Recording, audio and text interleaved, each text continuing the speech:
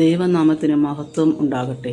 നോമ്പിൻ്റെ ഈ നാളുകളിൽ ഇന്നത്തെ ധ്യാനത്തിനായി തിരഞ്ഞെടുത്ത വേദഭാഗം വിശുദ്ധ മത്തായി എഴുതിയ സുവിശേഷം 21 അധ്യായം 33 മുതൽ 46 വരെയുള്ള വാക്യങ്ങൾ ആണ്. ഇവിടെ ഒരു മുന്തിരിത്തോട്ടത്തിൻ്റെ ഉടമസ്ഥൻ്റെ കഥയുടെ ഉപമയാണ് യേശു പറയുന്നത്. ഈ ഉപമയിൽ മുന്തിരിത്തോട്ടം ദൈവരാജ്യത്തെ പ്രതിനിധീകരിക്കുന്നു. ഭൂവുടമ പിതാവായ ദൈവമാണ്. കുടിയാന്മാർ ദൈവത്തിൻ്റെ ദൂതന്മാരെ നിരസിച്ച മതനേതാക്കളും ഇസ്രായേലിലെ ജനങ്ങളുമാണ്. ഉടമസ്ഥൻ്റെ മകൻ കർത്താവായ യേശുക്രിസ്തുവും. ക്രിസ്തു താമസിയാതെ നിരസിക്കപ്പെടുകയും ക്രൂശിക്കപ്പെടുകയും ചെയ്യും. ഈ ഉപമ ഈ വിശുദ്ധ നോമ്പുകാലത്ത് എന്താണ് അർത്ഥമാക്കുന്നത്? ഭൂവുടമയുടെ കുടിയാന്മാരുമായി ബന്ധപ്പെടാനുള്ള ആവർത്തിച്ചുള്ള ശ്രമങ്ങൾ ദൈവത്തിൻ്റെ ക്ഷമയും കരുണയും കാണിക്കുന്നു. ദൈവം ഉടനടി ന്യായവിധി നൽകുന്നില്ല, മറിച്ച് അനുതാപത്തിനുള്ള അവസരം നൽകുന്നു. അനുതാപത്തിനും വിശുദ്ധിയിൽ വളരാനുമുള്ള അവസരങ്ങൾ നാം എത്ര തവണ അവഗണിച്ചിട്ടുണ്ട്. ദൈവത്തിൻ്റെ ക്ഷമ തിരിച്ചറിയാനും താഴ്മയോടെ പ്രതികരിക്കാനുമുള്ള സമയമാണ് നോമ്പുകാലം.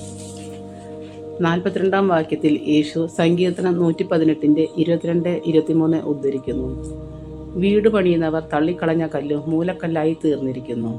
ഇത് കർത്താവിനാൽ സംഭവിച്ചു, നമ്മുടെ ദൃഷ്ടിയിൽ ആശ്ചര്യവുമായിരിക്കുന്നു. മതനേതാക്കൾ നിരസിക്കുകയും ക്രൂശിക്കുകയും ചെയ്ത യേശു രക്ഷയുടെ അടിത്തറയായി മാറി. നമ്മൾ യഥാർത്ഥത്തിൽ ക്രിസ്തുവിനെ നമ്മുടെ ജീവിതത്തിൻ്റെ മൂലക്കല്ലാക്കിയിട്ടുണ്ടോ? ഈ നോമ്പുകാലത്ത് വിശ്വാസത്തിൻ്റെ മൂലക്കല്ലായ യേശുവിന്മേൽ നമുക്ക് നമ്മുടെ ആത്മീയ അടിത്തറ പുനർനിർമ്മിക്കാം. തന്നെ നിരാകരിക്കുന്നവരിൽ നിന്ന് ദൈവരാജ്യം എടുത്തു കളയുകയും നന്നായി ഫലം കൊടുക്കുന്നവർക്ക് നൽകപ്പെടുകയും ചെയ്യുമെന്ന് യേശു മുന്നറിയിപ്പ് നൽകുന്നു. പ്രിയ സഹോദരി സഹോദരന്മാരെ, ഈ ഉപമ ഒരു മുന്നറിയിപ്പും ക്ഷണവുമാണ്. ക്രിസ്തുവിനെ തള്ളിക്കളയുന്നതിലെ അപകടങ്ങളെക്കുറിച്ച് അത് മുന്നറിയിപ്പ് നൽകുന്നു. എന്നാൽ അനുദപിക്കാനും വിശ്വാസം പുതുക്കാനും ദൈവരാജ്യത്തിൽ ഫലം കായ്ക്കാനും അത് നമ്മെ ക്ഷണിക്കുന്നു.